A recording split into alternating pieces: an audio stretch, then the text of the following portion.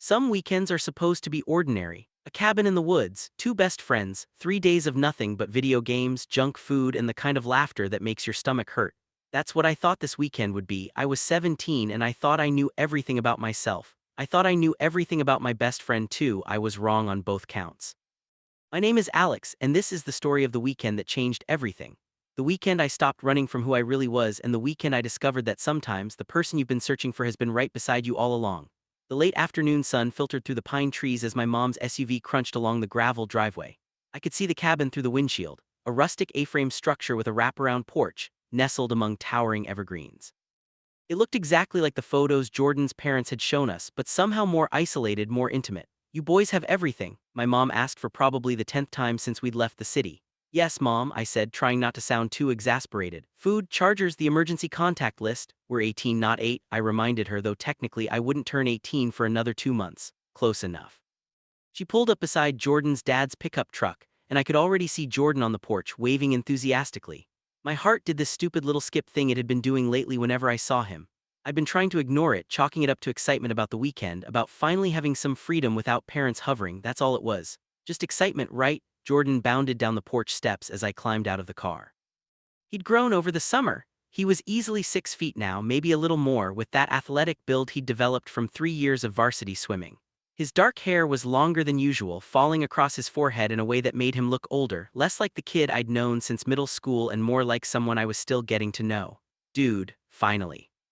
He pulled me into one of his signature bear hugs, and I caught the scent of his cologne mixed with something else, pine maybe, or the lake nearby.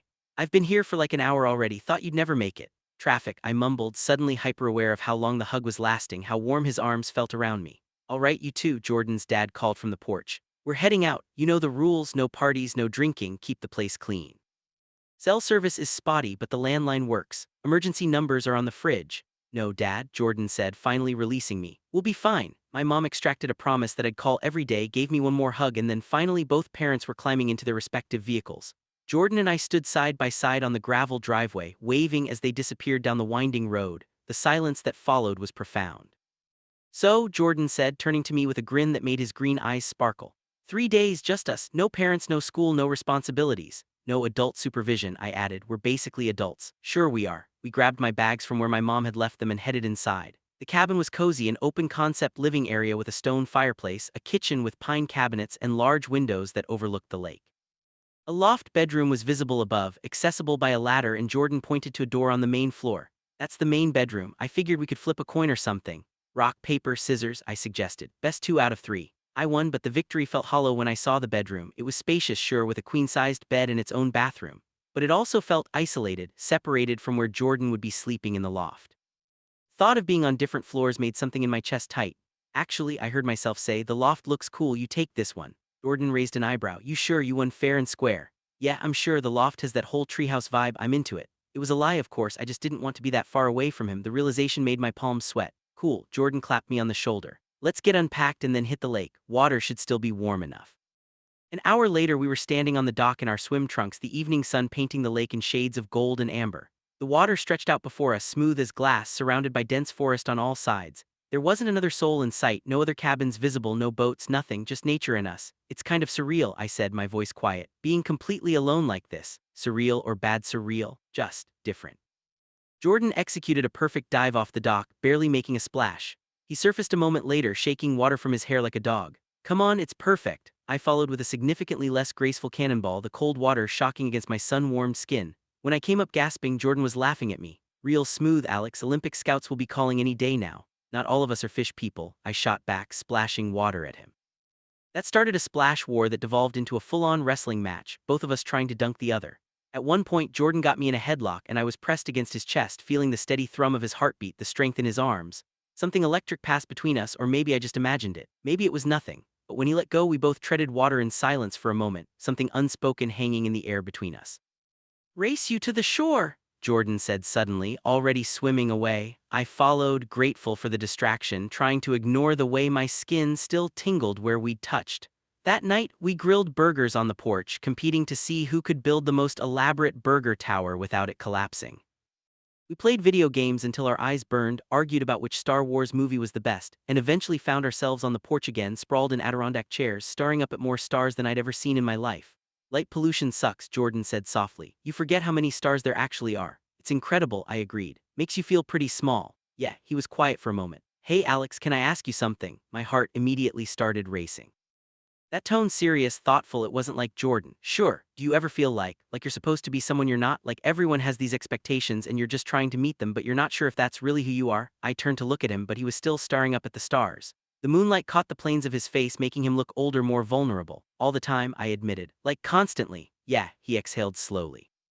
I've been thinking about that a lot lately, about who I'm supposed to be versus who I actually am. There was something in his voice, a weight, a meaning that made my breath catch. I wanted to ask him what he meant, wanted to tell him that I'd been wrestling with the same thing, that I'd been lying to myself for months about what I felt when I looked at him. But I didn't. Instead, I said, we're 17, we don't have to have everything figured out. 18, he corrected with a small smile. I'm 18. Ancient, right, so wise and worldly, he laughed and the tension broke. Come on, let's get some sleep. I want to hike to the waterfall tomorrow and it's supposed to be like 5 miles. 5 miles? Jordan, I'm not a swimmer like you. I'll die. Carry you. You will not. I absolutely will. Over my shoulder like a sack of potatoes. We headed inside, still bickering, but as I climbed the ladder to the loft, I couldn't stop thinking about his question. About expectations and authenticity and the gulf between who we pretend to be and who we really are. I lay in the loft bed, staring up at the exposed beams of the ceiling, listening to the sound of Jordan moving around in the bedroom below. The cabin was quiet except for the occasional creak of wood and the distant call of an owl. My phone buzzed with a text from my friend Sarah. How's the boys' weekend? Behaving yourselves, I typed back. Define behaving, a response was immediate, LOL. Don't do anything I wouldn't do, I smiled but didn't respond. What would I even say? That I was lying in a cabin in the middle of nowhere with my best friend, feeling things I didn't want to feel, thinking thoughts I'd been suppressing for months. Another text came through, this time from Jordan. You still awake? Yeah, can't sleep either. Want to come down here? We could watch a movie or something. I should have said no. Should have made an excuse. Kept that safe distance between us. Instead, I found myself climbing down the ladder and padding across the hardwood floor to his room. Jordan was propped up in bed, his laptop open in front of him. He changed into a worn t-shirt and flannel pants and his hair was still damp from the shower. What are we watching? I asked, settling onto the edge of the bed. I don't know yet. Comedy, horror, nothing too scary. I don't want nightmares out here in the middle of nowhere. He grinned. Noted. One wholesome comedy coming up. We settled on a movie neither of us had seen before, some indie coming-of-age story that had been recommended by an algorithm. As it played, I found myself less focused on the screen and more aware of the warmth radiating from Jordan beside me, the occasional brush of his arm against mine. Somewhere during the second act, I must have dozed off because the next thing I knew I was waking up with my head on Jordan's shoulder, the laptop closed beside us, the room dark except for the moonlight streaming through the window. Jordan was awake, I realized. He was staring at the ceiling, one arm behind his head, the other resting between us. His breathing was slow and measured, but there was a tension in his body that suggested he was thinking hard about something. I should have moved. Should have mumbled an apology and gone back to the loft. But I was frozen, caught in this strange liminal space between sleep and waking, between friendship and something else entirely. Alex, Jordan's voice was barely a whisper. Yeah, I'm glad you're here, I'm glad it's you. There was something in those words, a meaning deeper than their surface, that made my heart race. I lifted my head slightly, looking up at him in the darkness. Me too, I said. Our eyes met, and for a moment the world narrowed to just the two of us in that room, in that bed, with 3 days of possibility stretching out before us. I could feel the question hanging between us, unspoken but undeniable. Then Jordan smiled, the moment passed, and I convinced myself I'd imagined it all. Get some sleep, he said softly. Big hike tomorrow. I nodded and started to get up, but his hand caught my wrist. You can stay here if you want, bed's big enough. Every rational part of my brain screamed that this was a bad idea, that I should retreat to the safety of the loft. But the irrational part, the part that had been growing louder over the past few months, won out. Okay, I heard myself say. I settled back onto the pillow, maintaining a careful distance between us, and listened as Jordan's breathing gradually slowed and deepened. It took me much longer to fall asleep, hyper-aware of every sound, every movement, every inch of space between us. When I finally drifted off, my dreams were full of stars and water and the feeling of being on the edge of something vast and terrifying and wonderful all at once. I didn't know it then, but that first night set the pattern for everything that would follow. The boundaries we'd always maintained were beginning to blur, and by the time the weekend was over, nothing between us would ever be the same again. The morning arrived with golden sunlight streaming through the cabin windows and the smell of coffee brewing. I woke to find Jordan already up, standing in the kitchen in his flannel pants and a hoodie, hair adorably disheveled. Morning, sleeping beauty, he said with a grin. I made coffee, and by made coffee, I mean I pressed a button on the coffee maker. You're a culinary genius, I mumbled, accepting the mug he handed me. There was something different about the morning light, or maybe it was us. Something had shifted during the night, some invisible line had been crossed. We moved around each other in the kitchen with an easy intimacy, shoulders brushing, passing things without asking, existing in each other's space in a way that felt both new and ancient. After a breakfast of scrambled eggs and toast, which Jordan actually did cook and which were surprisingly good, we packed daypacks with water bottles, snacks, and towels and set off for the waterfall hike Jordan had mentioned. The trail wound through dense forest, climbing steadily upward. Jordan, with his swimmer's endurance, seemed completely unbothered by the incline. I, on the other hand, was breathing hard within the first mile. "Come on, Alex," he teased, looking back at me from several paces ahead. "I thought you said you were in shape." "Sitting in front of a computer is a shape," I panted. He laughed and waited for me to catch up, then surprised me by taking my hand. "Here," he said, "I'll pull you along." It should have felt weird. We'd never held hands before, not like this, not as teenagers, not with this charge running between our palms. But somehow it felt natural, necessary, even like the most obvious thing in the world. We hiked like that for a while, hand in hand, until the trail narrowed and we had to go single file. But the warmth of his touch lingered on my skin long after he let go. The waterfall was worth every agonizing step. It cascaded down a rocky cliff face into a crystal-clear pool, surrounded by ferns and moss-covered stones. The sound was incredible, a constant rushing roar that drowned out everything else, creating a pocket of isolation from the rest of the world. "This is amazing," I breathed, standing at the edge of the pool. Jordan was already stripping off his shirt. "Last one in is buying pizza tonight." "There's nowhere to buy pizza out here." "Then you'll owe me when we get back." He jumped in with a whoop, disappearing beneath the surface. I followed more cautiously, the cold water taking my breath away. When Jordan surfaced, he was grinning like a kid, water streaming down his face, droplets caught in his eyelashes like tiny diamonds. "Come on," he said, gesturing toward the waterfall. "We can swim through it." We made our way across the pool, the current from the falls pulling at us. Jordan went first, disappearing behind the curtain of water. I followed, and suddenly we were in a hidden alcove cut off from the world by the falling water. It was darker here, cooler, the sound of the falls echoing off the rock walls. "Private grotto," Jordan said, his voice barely audible over the water. He was close, very close in the confined space. "Pretty cool, right?" "Yeah," I managed, hyper-aware of how our legs were brushing in the water, how I could see the rise and fall of his chest, the way his eyes seemed darker in the dim light. "Alex," he said, and there was something serious in his voice now. "Last night when I asked about being yourself versus who you're supposed to be, my heart was hammering. Yeah. I wasn't just asking hypothetically." He paused, seeming to gather courage. "I've been trying to figure out how to say this for a while now, months actually."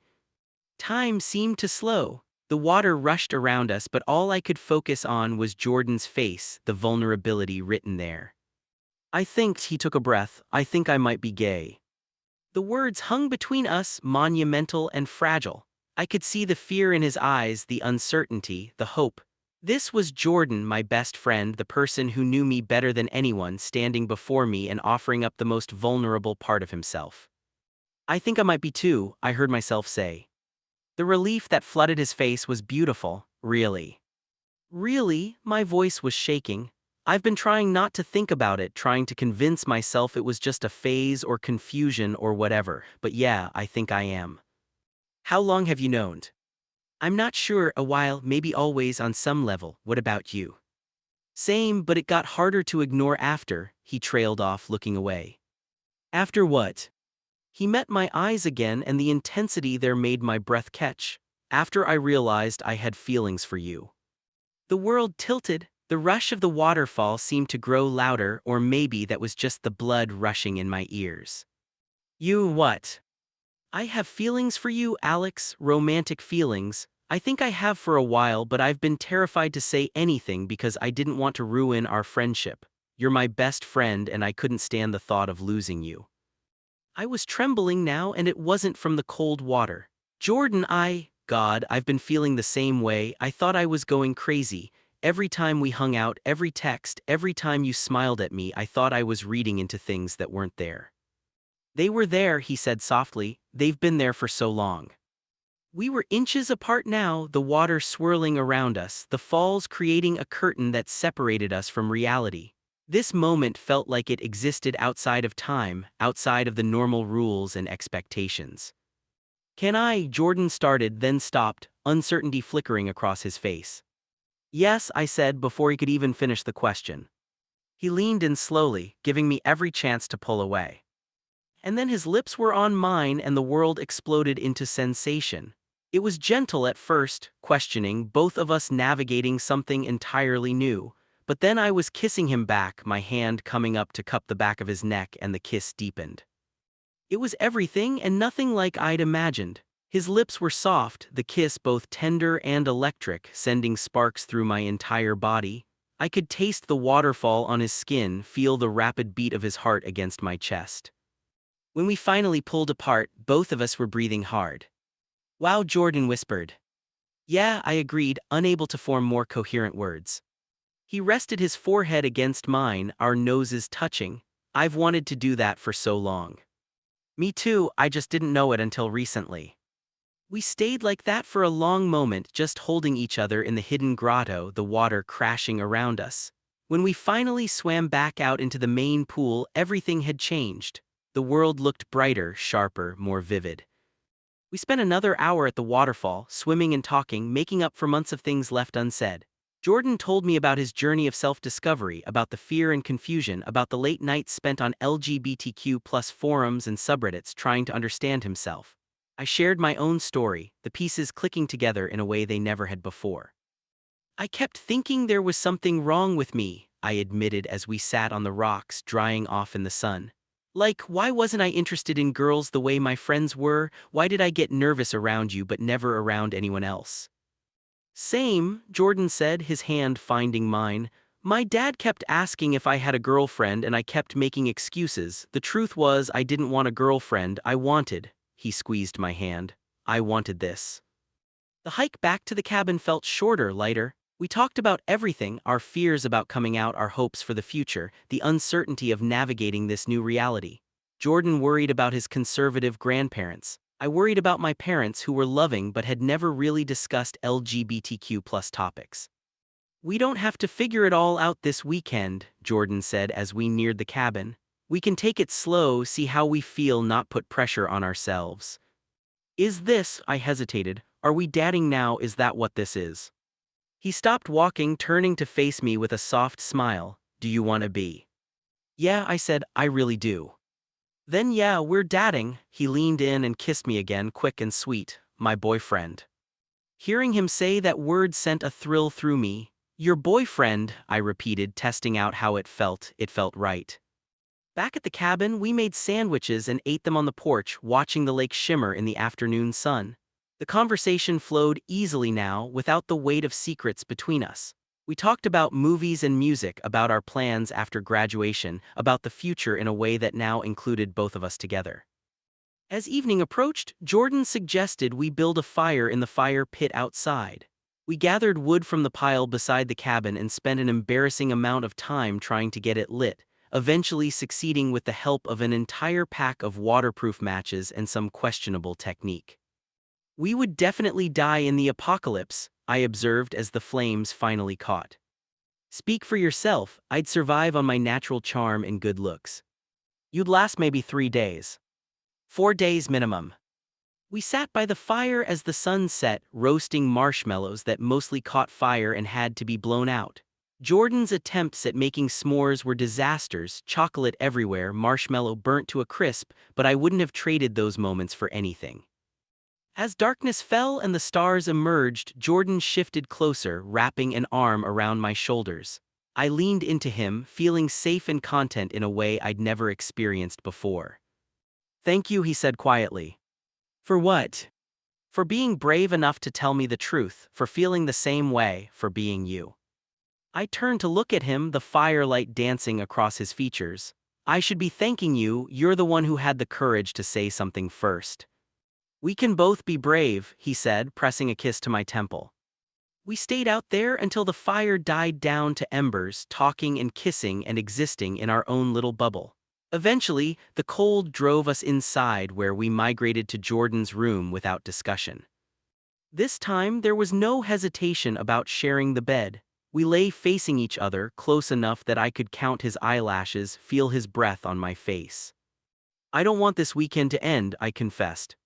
It doesn't have to, Jordan said. The weekend ends, sure, but we keep going. What about school? What about everyone else? We'll figure it out together. He took my hand, threading our fingers together, one step at a time. I must have looked uncertain because he continued, we don't have to tell anyone until we're ready. We can take as much time as we need to figure out what we want, how we want to handle it. No pressure. Okay, I said, feeling the knot of anxiety in my chest loosen slightly. Together. Together, he agreed. We fell asleep like that, hands intertwined, and for the first time in months I slept without that nagging feeling that something was wrong, that I was living a lie. For the first time, I felt whole.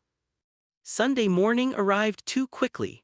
Our last full day at the cabin felt precious. Every moment weighted with the knowledge that tomorrow we'd have to return to reality, to parents and school and a world that might not understand what we'd found here.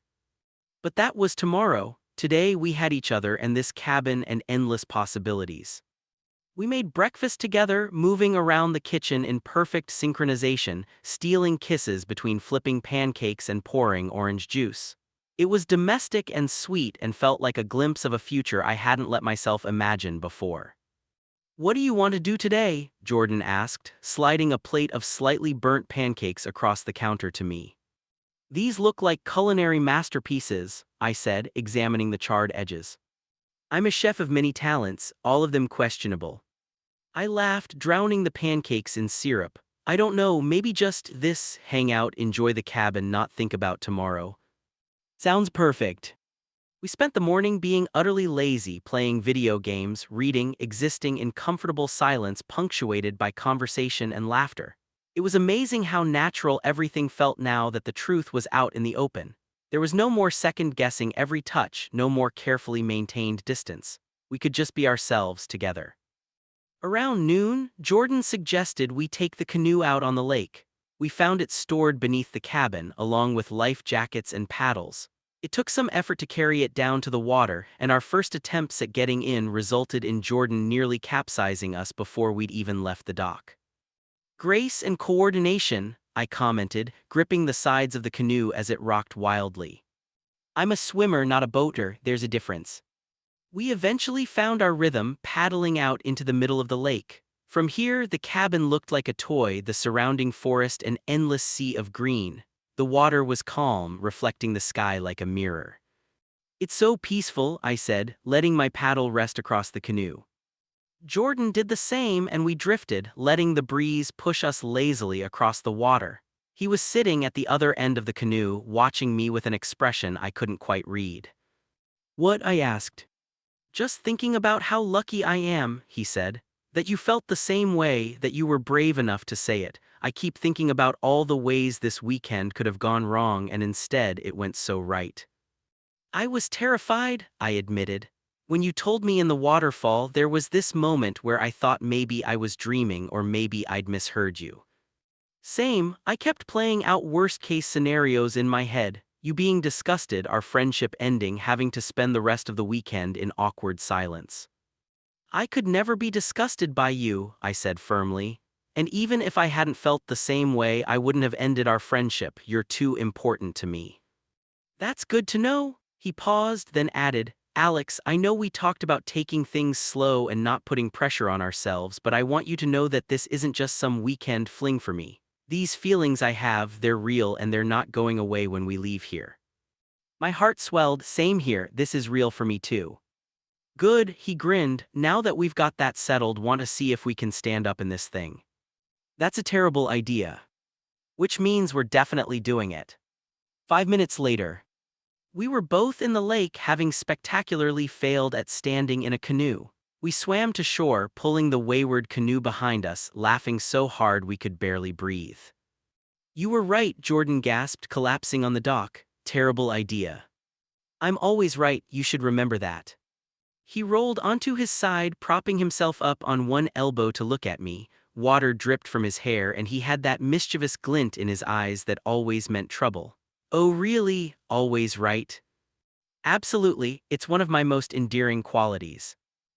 He leaned over and kissed me, slow and sweet, tasting of lake water and sunshine. Then you were right about this too, right, about us? Definitely right about that, I murmured against his lips. We spent the afternoon alternating between the lake and the cabin, reluctant to waste a single moment of our time together. As evening approached, we made a proper dinner, or attempted to. Jordan's pasta sauce recipe turned out to involve an alarming amount of garlic and not nearly enough understanding of heat control, but we ate it anyway, declaring it rustic and authentic. After dinner, we packed our bags for the morning departure, a melancholy task that neither of us wanted to do but couldn't avoid. The cabin that had been our sanctuary for the weekend would soon be just a memory, a place where everything changed. Can we come back here? I asked as we worked, someday. Definitely, maybe next summer if my parents will let us use it again. Jordan folded a shirt and added it to his bag, or maybe we'll find other places, other adventures. I like the sound of that. As the sun began to set, we returned to the fire pit one last time. The evening was cooler than the previous nights and we huddled close together, watching the flames dance. Tomorrow's going to be weird, Jordan said quietly, going back home pretending everything's normal. We don't have to pretend, I said, not with each other at least. I know, but I'm not ready to come out to everyone yet, are you? I thought about it, really considered the question. No, I admitted. I want to, eventually, but I need time to figure out how, when, who to tell first, and I want to do it on my own terms, not because someone else decides for us. Exactly, he squeezed my hand. We'll know when we're ready, until then we have each other, that's enough. We sat in comfortable silence for a while and then Jordan said, I've been thinking about college. Yes. We've talked about going to different schools, pursuing our own paths, but now, he trailed off. Now you're wondering if we should try to go to the same place, I finished. Is that crazy? We're just starting this relationship and already I'm thinking about the future. It's not crazy, I assured him. I've been thinking about it too. We don't have to decide anything now, but yeah, being at the same school would be amazing. We could get an apartment together, Jordan mused, study together, actually be ourselves without having to hide. Sounds like a dream. It doesn't have to be just a dream, he said, turning to look at me. We can make it happen, we can build the life we want. The certainty in his voice made me believe it. For the first time, the future didn't feel scary, it felt full of possibility. We stayed up late that night, making the most of our final hours at the cabin. We talked about our dreams and fears, about the lives we wanted to build, about the challenges we knew we'd face. We talked about coming out, about finding LGBTQ+ communities, about the importance of being true to ourselves while also being safe. My friend Sarah, I said at one point, she's always been really supportive of LGBTQ+ stuff. I think she'd be cool with it. That's good, having allies makes a difference. Jordan stretched out on the couch, pulling me against his side. My teammate Marcus has 2 moms, I bet he'd be understanding.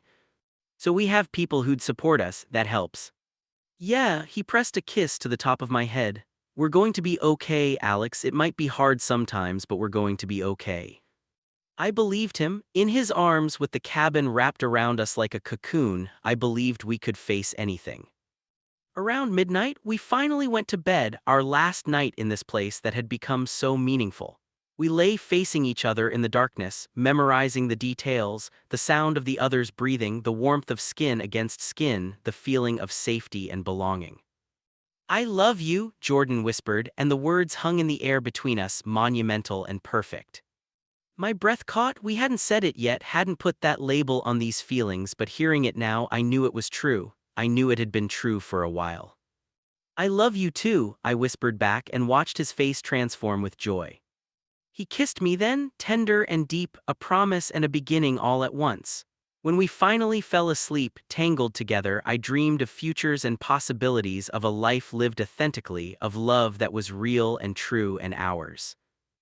Morning came too soon. We woke to the sound of gravel crunching in the driveway, our parents arriving to pick us up. For a moment, we just looked at each other, unwilling to let the weekend end. Ready? Jordan asked. No, but we have to be. We got up and finished packing, moving quietly through the cabin. Everything looked the same as when we'd arrived, but we were completely different people. In just 3 days, our entire world had shifted on its axis. As we loaded our bags into the cars, Jordan's dad clapped him on the shoulder. "Have a good weekend, boys." "Yeah, Dad," Jordan said, shooting me a quick smile. "Really good." My mom was equally cheerful, asking about the hike and the lake and whether we'd managed to feed ourselves adequately. I answered her questions on autopilot, hyper-aware of Jordan standing a few feet away, our secret sitting between us like something precious and fragile. "All right, let's hit the road," my mom said eventually. "We've got a long drive back." Jordan and I exchanged a glance. We couldn't hug the way we wanted to, couldn't kiss goodbye, but we'd become experts at silent communication over the years of friendship, and entire conversations passed between us in that look. "I'll text you. I'll miss you. We're going to be okay. I love you. See you tomorrow at school," Jordan said aloud, casual and easy. "Yeah, see you tomorrow." As my mom's SUV pulled away from the cabin, I watched Jordan through the back window until he disappeared from view. The weekend was over, but it wasn't really an ending, it was a beginning. That was 6 months ago. Looking back now, I can see how that weekend was the catalyst for everything that followed. Jordan and I took things slow at first, careful to figure out what we wanted before making any big declarations. We came out to our closest friends first. Sarah and Marcus, like we'd predicted, were completely supportive. Then our parents, which was scary but ultimately went better than we'd feared. We're applying to colleges now, looking at schools that have strong LGBTQ plus communities, and yes, places where we could both see ourselves thriving. Whether we end up at the same school or different ones, we know we'll make it work. We've proven we can handle the hard stuff. High school hasn't been perfect since we came out. There have been weird looks and awkward questions and a few people who decided we weren't worth their time anymore. But there have also been amazing moments, walking down the hallway holding hands, going to prom together, being ourselves without hiding. Jordan still brings up that weekend sometimes, usually when we're lying together in one of our rooms, talking about the future. "Remember when you beat me at rock, paper, scissors for the bedroom?" he'll say, grinning. "And then immediately gave it up so I could sleep in the loft," I'll remind him. "Because you wanted to be close to me, even if you didn't know why yet." I knew why, I was just scared to admit it. He'll kiss me then, soft and familiar, and I'll think about how far we've come. How we went from best friends who were secretly in love to boyfriends who are also best friends. How we found ourselves and each other in the space of one weekend. Sometimes, late at night when I can't sleep, I think about all the ways that weekend could have gone differently. If one of us hadn't been brave enough to speak the truth, if our feelings hadn't been mutual, if we'd let fear win. But we didn't. We took the risk, said the words, chose authenticity over safety, and that choice changed everything. We were just teenagers once, fumbling our way through identity and attraction and the terrifying process of becoming ourselves. We still are in a lot of ways, but now we're doing it together, and that makes all the difference. That weekend changed everything, but really, it just let us become who we'd always been meant to be.